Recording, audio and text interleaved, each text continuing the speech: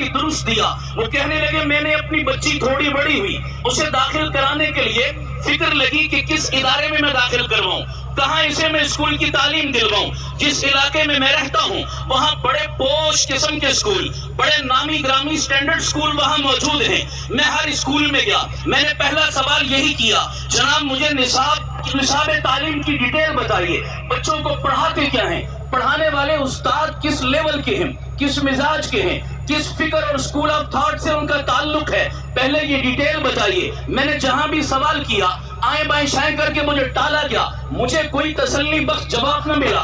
ایک پرنسپل صاحب کے سامنے میں جا کے بیٹھا, میں نے بڑی ضد کی, جناب ایک بک اور ایک کتاب بطور سیمپل اور مثال کے مجھے دکھا تو دیں. میرے اصرار پر ایک کتاب انہوں نے میرے آگے رکھی, پہلی جماعت کے پہلی کلاس کے پہلے بچے کو پہلے دن کا سبق جو پڑھایا جاتا ہے. میں نے وہ بک کھولی, پہلا چیپٹر کھولا, پہلے چیپٹر کا عنوان تھا لو, لو کا معنی پیار. پھر نیچے میں نے سبق کا عنوان جب تفصیل سے پڑھا تو میرے رونگٹے کھڑے ہو گئے, میں حیران ہو گیا. سبق شروع ہو رہا ہے, عائشہ لو پیٹر, پیٹر لو عائشہ.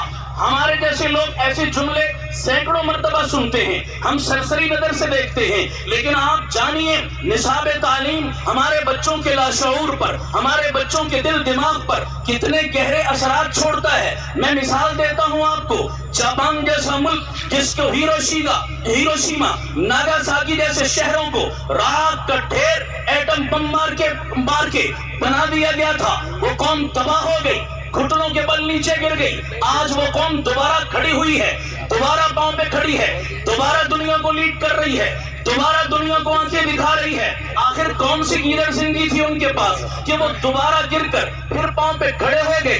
امریکہ جاپان کو تباہ کرنے کے بعد جب وہاں حاکم بن کر مسلط ہوا, اپنے اختیارات کے ساتھ پہنچا, تو جاپان کے صدر سے اس نے کہا جناب جاپان کی تمام تر کنجیاں ہمارے حوالے کر دیجئے, اب ہم آقا ہیں, آپ غلام ہیں, ہم حاکم ہیں, آپ محکوم ہیں, اب ہمارا آرڈر چلے گا, آپ کا نہیں چل سکتا, لائیے سب کچھ ہمارے سپرد کیجئے. جاپان کے صدر نے کہا پیسہ لے لو, مال لے لو, دولت لے لو, بینک بیلنس لے لو, ملک لے لو, عمارتیں لے لو, شعبے لے لو, ادارے لے لو, اب تسلیم کرتے ہیں شکست, لینا ہے جو لے لو, ایک چیز نہیں دوں گا, اس پہ کمپرومائز نہیں کروں گا. پوچھا گیا جناب وہ کون سی چیز, کہا سب تمہارا چلے گا, اس ملک میں ہمارے بچوں کے لیے نصاب تعلیم ہمارا چلے گا.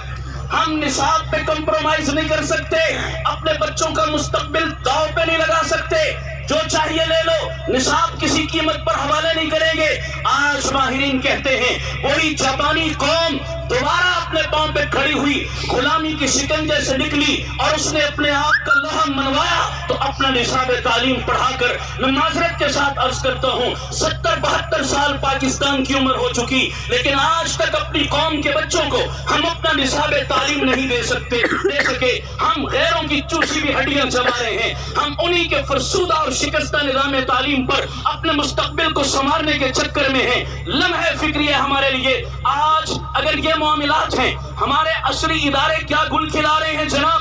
عائشہ لو پیٹر, پیٹر لو عائشہ, عائشہ کے نام کے ساتھ کیا تقدس وابستہ ہے سب جانتے ہیں. پیٹر اسلامی نام نہیں, غیر مسلم اپنے بچوں کے نام عیسائی رکھتے ہیں پیٹر. کہا جاتا ہے عائشہ پیٹر سے لو کرتی ہے, پیٹر عائشہ سے لو کرتا ہے. گویا وہ تھنک ٹینکس جو یہ نصاب مرتب کر رہے ہیں وہ قوم کے نونہالوں کو ان کے لاشعور میں بٹھا رہے ہیں کہ جناب لو اور پیار کے اندر کوئی مذہب کی دیوار مانا کچھ نہیں رکھتی. یہ تو ملا لوگوں نے مذہب کی دیواریں کھڑی کر کے ہمیں آپس میں بٹوارا کر دیا, الگ اور جدا کر دیا. پیار کرنے والوں کی کوئی سرحد نہیں ہوتی, پیار کرنے والوں کا کوئی مذہب نہیں ہوا کرتا. جناب یہ ایک مثال ہے, میں کس ادارے کی مثال پیش کروں, وقت بڑا کم ہے. میں آخری ایک درجہ دل عرض کر کے اجازت چاہوں گا, آپ مجھ سے زیادہ سمجھدار, میں اشارے کر رہا ہوں. دیکھیے دین سے دوری کا, مدارس سے دوری کا, اپنے جگر کے ٹکڑوں کو علماء سے دور کرنے کا نقصان کیا ہو رہا ہے. میں ذاتی طور پر ایک واقعہ سنا کے بات ختم کرتا ہوں. جناب میں گھر سے نکلا کسی کام کے لیے, میرے محلے کے ایک بوڑھے بزرگ بابا جی سفید ریش دوڑے آئے, بڑا عبرتناک واقعہ. مجھے کہنے لگے مولانا صاحب مجھے آپ سے ضروری کام ہے, 10 منٹ چاہیے مجھے دے دیں. بہت اصرار کیا, میں نے پاس بٹھا لیا. انہوں نے سر سے ٹوپی اتاری, سر پہ لگے زخم دکھائے, پھر اپنی پیٹھ سے کپڑا ہٹایا, اپنی پشت پہ لگے زخم دکھائے جن سے خون بہتا تھا. میرے رونگٹے کھڑے ہو گئے. میں نے پوچھا بابا جی یہ ظلم کس نے کیا؟ خدا گواہ ہے یارو, میں عرض کرتا ہوں میرا یہ پوچھنے کے دیر تھی, بابا جی کے ضبط کے بندھن ٹوٹ گئے, زاروں قطار رو پڑے. اتنا روئے بابا جی, ان سے بات کرنا مشکل ہو گیا. 2-4 منٹ میں انہوں نے اپنے آپ پر قابو پایا, پھر بڑے دکھی لہجے سے مجھے کہنے لگے مولانا صاحب یہ میرا حال کسی اجنبی نے نہیں کیا, آج رات میرے سگے بیٹے اور میری بہو نے مل کے میرا یہ حال کیا. مجھے یقین نہ آیا بابا جی کی بات پہ. میں نے دوبارہ ریپیٹ کیا, دوبارہ یہ جواب ملا. میں نے کہا بابا جی آپ کا جرم کیا تھا جو بیٹا اس قدر پل پڑا آپ پر؟ بابا جی کہنے لگے میرا جرم صرف یہ تھا کہ میرا بیٹا رات 2 بجے تک کیبل پہ فرسودہ بیہودہ حیا سوز فلمیں ناچ گانے دیکھتا اور انٹرنیٹ پہ بیہودہ پروگرام دیکھتا. میں نے اپنے بیٹے سے کہہ دیا تجھے اللہ کا خوف بھی نہیں, تجھے میرے سفید بالوں کا حیا بھی نہیں, میں گھر میں موجود ہوں, تو سب حرام کاریاں کر رہا ہے, تو کم از کم میرے سفید بالوں کا کچھ تو لاج رکھ لے, کچھ تو خیال کر لے, تجھے کسی کی پرواہ نہیں. بس میرا یہ کہنے کی دیر تھی, بیٹا اٹھا, اس نے مارنا پیٹنا شروع کر دیا, مجھے گالیاں دی. مجھے کہنے لگا ابا میں گریجویٹ ہوں, میں پڑھا لکھا ہوں, میں تعلیم یافتہ ہوں, میں اپنے نفع نقصان کو سمجھتا ہوں. آپ کون ہوتے ہیں مجھے گائیڈ کرنے والے؟ آپ کون ہوتے ہیں مجھے نفع نقصان بتانے والے؟ آپ کو کوئی حق نہیں پہنچتا. بیوی بھی اس کی ہم نوا بن گئی. میرے خون پسینے کی بنائی ہوئی کمائی سے جو گھر تھا اس سے رات 2 بجے دھکے دے کے مجھے باہر نکال دیا. اگلی بات سنیے گا, بابا جی کہنے لگے میں رات 2 بجے سے لے کر اب فجر تک گلیوں میں پھرتا رہا, کب فجر ہو اور میں آپ کے پاس ہوں. مجھے تعجب ہوا, میں نے کہا بابا جی آپ پوری رات گلیوں میں کیوں پھرتے رہے؟ آپ کے اعزا رشتہ دار یہاں رہتے ہیں, کسی کے گھر رات بسر کر لیتے, گلیوں میں کیوں پھرے؟ بابا جی نے عجیب جواب دیا. مجھے کہنے لگے بتائیے یہ شکستہ کپڑے اور خون آلود وجود لے کر میں رات 2 بجے کسی رشتہ دار کا دروازہ کھٹکھٹاتا, وہ پہلا سوال مجھ سے یہ پوچھتا بابا جی یہ حلیہ یہ حال کس نے بنایا آپ کا؟ جواب میں جب میں اپنے جگر کے ٹکڑے کا نام لیتا, بدنامی تو اپنی تھی, رسوائی اور شرمندگی تو اپنی تھی. یاروں میں ایک جملہ کہا کرتا ہوں, گندی اولاد, بے عمل اولاد, بے دین اولاد ہاتھ کی چھٹی انگلی کی مانند ہے, کاٹو تو درد ہوتا ہے, چھوڑو تو بدنما لگتی ہے. اللہ سب کی بے دین اولاد سے حفاظت فرمائے. کہنے لگے میں بدنامی کے ڈر سے کسی کے دروازے پہ نہ گیا, آپ کے پاس آیا. میں نے کہا بابا جی میرے پاس کیوں آئے؟ غور کیجئے گا بہت. میں نے کہا بابا جی میرے پاس کیوں آئے؟ جائیے تھانے میں رپورٹ کروائیے, کیس کروائیے, کورٹ کچہری میں جائیے, میرے پاس کیوں آئے؟ ایک شکوہ میں نے بابا جی سے بھی کیا, ایک شکوہ میں عام طور پر بھی کرتا ہوں, امید ہے آپ ناراض نہیں ہوں گے. میں ایک عمومی گزارش کر رہا ہوں, درد دل ہے. میں نے عرض کیا جب مولوی اسی مسجد کے ممبر و محراب سے چیختا ہے, چلاتا ہے, دعائیاں دیتا ہے, فریاد کرتا ہے, اور یارو ہم نے کب کہا اپنے جگر کے ٹکڑوں کو ڈاکٹر نہ بناؤ, انجینئر نہ بناؤ, وکیل نہ بناؤ, سائنٹسٹ نہ بناؤ, بزنس مین نہ بناؤ, اعلیٰ عدلیہ میں اعلیٰ اداروں میں نہ بھیجو. کب منع کیا؟ ہماری تو دلی خواہش ہے. ہم ایک ریکویسٹ کرتے ہیں ہاتھ جوڑ کے, ہم کہتے ہیں پہلے ان چٹائیوں پر بٹھا کر اپنے بچے کو صحیح معنوں میں مسلمان بنا دو, اس کے دل میں خوف خدا پیدا کر دو, اس کے دل میں عشق مصطفیٰ پیدا کر دو, اس کو انسانیت کے زاویے اور دائرہ کار سمجھا دو, پھر ڈاکٹر انجینئر بنانا کبھی پچھتاوا نہیں ہوگا, سر فخر سے بلند رہے گا. لیکن ہماری دہائی پر کوئی توجہ, سب پر بھوت سوار ہے کہ بس میرا بچہ کچھ بنے نہ بنے, پیسہ کمانے والی مشین بن جائے. 2 کو 4 کرنے اور 4 کو 8 کرنے کا ہنر اور فن میرے بچے کو آتا ہو, چاہے اس کا ایمان بیڑا غرق ہوتا ہے ہو جائے, آخرت دو پہ لگتی ہے لگ جائے, ہمیں کوئی پرواہ نہیں. معاف رکھنا میں ایک عمومی بات کر رہا ہوں, سب کی بات نہیں کر رہا. میں نے کہا جب ہم کہتے ہیں تب آتے نہیں ہو, اور جب جوتے پڑتے ہیں تب مولوی صاحب یاد آ گئے. میں نے کہا میرے پاس کیوں آئے؟ بابا جی مجھے کہنے لگے آپ کے پاس اس لیے آیا کہ میرے بیٹے نے میرے ساتھ جو سلوک کیا, قرآن و سنت کی روشنی میں مجھے بتائیے میرے بیٹے کی سخت سے سخت سزا کیا بنتی ہے. میں اپنے بچے کو وہ سزا دلوانا چاہتا ہوں. جب بابا جی نے یہ بات کی اس مجمع میں کئی نوجوان بیٹھے ہو گئے, خدا را جن کے والدین زندہ ہیں وہ ذرا توجہ چاہوں گا میں سب کی. بابا جی نے کہا مجھے سزا بتائیے, بچے کو سزا دلوانا چاہتا ہوں. جب انہوں نے یہ بات کی میرے رونگٹے کھڑے ہو گئے, میں کانپ گیا. میں نے کہا بابا جی آپ کے بچے نے جو حرکت کی ہے آپ کے ساتھ, خدا کی قسم اس کی مذمت کے لیے میرے پاس الفاظ نہیں ہیں. اس نے بہت غلط کیا. میں آپ کے بیٹے کی طرف سے ہاتھ جوڑ کے آپ سے معافی مانگتا ہوں. جانے دیجئے, سزا کی بات نہ کیجئے. آپ بڑے ہیں, بڑے پن کا ثبوت دیں, معاف کر دیں بچے کو, سزا کی بات نہ کریں. کہنے لگے کیوں؟ میں نے کہا خدا کی قسم اٹھا کے کہتا ہوں, سزا بہت بڑی چیز ہے. آپ کے دل سے ٹھنڈی آہ بھی نکل گئی, آپ کے بچے کا بیڑا غرق ہو جائے گا, اس کی دنیا بھی گئی, اس کی آخرت بھی گئی. سزا تو بڑی چیز کا نام ہے بابا جی, جانے دیں. بابا جی مجھے کہنے لگے مولانا صاحب یہ زخم میں بھول سکتا ہوں؟ میں نہیں بھول سکتا, میں سزا دے کے رہوں گا بچے کو, مجھے سزا بتائیے. سمیٹ رہا ہوں بات, توجہ چاہوں گا. میں نے دیکھا جب بابا جی نہیں مان رہے, میں نے بابا جی سے کہا بابا جی چلیے سزا کی بات بعد میں کرتے ہیں, پہلے مجرم کا تعین کرتے ہیں, مجرم اس سارے قضیے میں کون ہے. کہنے لگے کیا مطلب آپ کا؟ میں نے کہا بابا جی ادب سے 2 سوال پوچھنا چاہتا ہوں, صحیح جواب دیجیے گا. کہنے لگے کیا؟ میں نے کہا گھر میں ٹی وی آپ لائے تھے یا آپ کا بیٹا لے کر آیا تھا؟ جرم کی تہہ تک پہنچنا چاہیے.